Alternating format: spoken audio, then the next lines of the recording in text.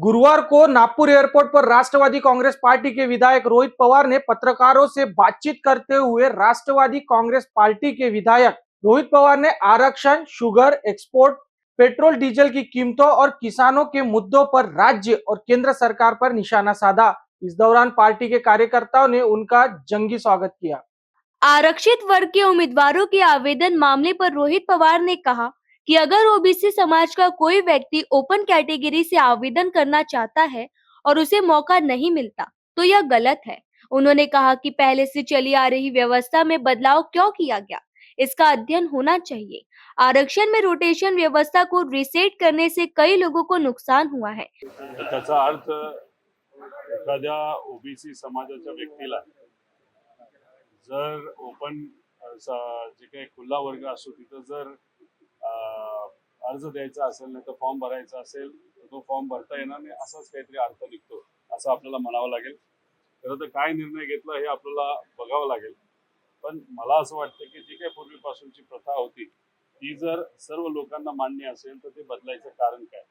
गेल्या वेळेस सुद्धा आपण जर बघितलं असेल तर जेव्हा इलेक्शन घेण्यात आलं होतं आरक्षणाच्या बाबतीत सुद्धा एक रोटेशन असतं ते डिस्टर्ब करून परत रिसेट करण्यात आलं, त्यामुळे सुद्धा अनेक लोकांना अडचण आली।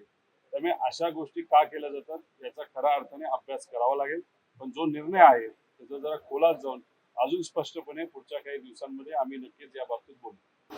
नाही, शेवटी आपल्याला ते सगळं समजून घ्यावं लागेल, आकडेवारी बघावी लागेल, कारण का प्रथा नाही तर पद्धत जर आपण बदलत असू जे मला समजलं आहे तर मग नक्कीच काही ना काहीतरी काही गोष्टी डिस्टर्ब होत असतात। जी प्रचलित पद्धत आहे ती का बदलली असा प्रश्न खरं तर खऱ्या अर्थाने आपण विचारला पाहिजे। या बाबतीतली मागणी कुणी केली होती हे सुद्धा त्या ठिकाणी आपल्याला समजून घ्यावं लागेल। शुगर एक्सपोर्ट पर उन्होंने कहा कि ऐसे फैसले अचानक नहीं लिए जाते, इसके लिए प्लानिंग जरूरी होती है। चीनी के दाम कम होने से किसानों को भुगतान करने में दिक्कत आएगी। अचानक असे निर्णय घेऊन होत नसतं, त्याला कुठं ना कुठेतरी प्लॅनिंग करावं लागतं। असे निर्णय घेतल्यामुळे नक्कीच साखरेच्या दरावर फटका हा बसू शकतो। आज साखरेचा दर जर जास्त असेल तरच शेतकऱ्याला आपल्याला पेमेंट देता येईल, नाहीतर जास्त भाव जर शेतकऱ्याला द्यायचा असेल तर साखरेचे भाव जास्त असणं फार महत्त्वाचं आहे। उन्होंने केंद्र सरकार की विदेश नीति पर भी सवाल उठाते हुए कहा कि ईरान के साथ संबंध खराब होने से तेल और गैस की कीमतें बढ़ रही हैं। संतरा उत्पादक किसानों को लेकर उन्होंने कहा कि सरकार आखिरी समय में फैसले लेकर सिर्फ दिखावा करती है, जबकि लगातार समर्थन देने से किसानों को असली फायदा हो सकता है। रोहित पवार ने कहा कि आने वाले दिनों में पेट्रोल, डीजल और गैस के दाम इतने बढ़ सकते हैं कि आम आदमी के लिए उन्हें खरीदना मुश्किल हो जाएगा।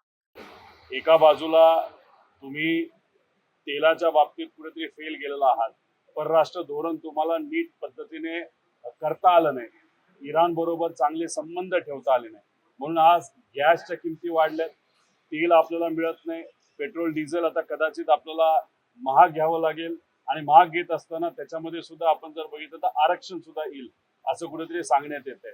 त्यामुळे मग कुठं ना कुठेतरी पॉलिसी फेल्युअर हा केंद्र सरकारचा आहे, मात्र या सगळ्या गोष्टी कोणाच्या माथ्यावर मारल्या जात आहेत तर सामान्य लोकांच्या माथ्यावर मारल्या जातात।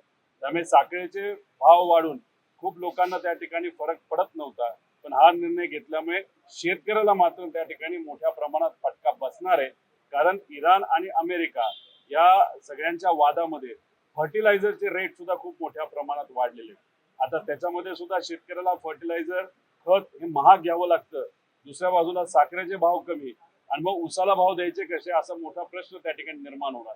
एथेनॉलच्या बाबतीत सुद्धा आपण जर बघितलं तर मोठ्या प्रमाणात एथेनॉल हे शुगर इंडस्ट्रीने बनवलेलं आहे, पण दुर्दैवाचं ज्या टक्केवारीमध्ये ज्या कॅपॅसिटीमध्ये ऑइल कंपनीने ते घेतलं पाहिजे ते मात्र त्या ठिकाणी न घेतल्यामुळे त्याच्यामध्ये सुद्धा शुगर इंडस्ट्रीचा खूप मोठा तोटा आज होत आहे। हे बघा, गेल्या वेळेस सुद्धा जेव्हा निर्णय घेतला गेला तो ज्या वेळेस घ्यायला पाहिजे जेव्हा फळं आता हातात येतील आणि आता आपल्याला विकण्याची वेळ आली तेव्हा निर्णय कधीच घेतला जात नाही। जेव्हा सगळं पार शेवटचा महिना आला की निर्णय घेतला जातो, म्हणजे शेतकऱ्याला दाखवलं जातं बघा आम्ही तुमच्या बाबतीतला निर्णय घेतला आणि परत तो निर्णय नंतर कॅन्सल केला जातो। त्यातून काही शेतकरी अजून बाहेर आलेला नाही, त्यामुळे हा जो काही सपोर्ट आहे तो सपोर्ट जर कायम ठेवला तर शेतकऱ्याला फायदा होऊ शकतो।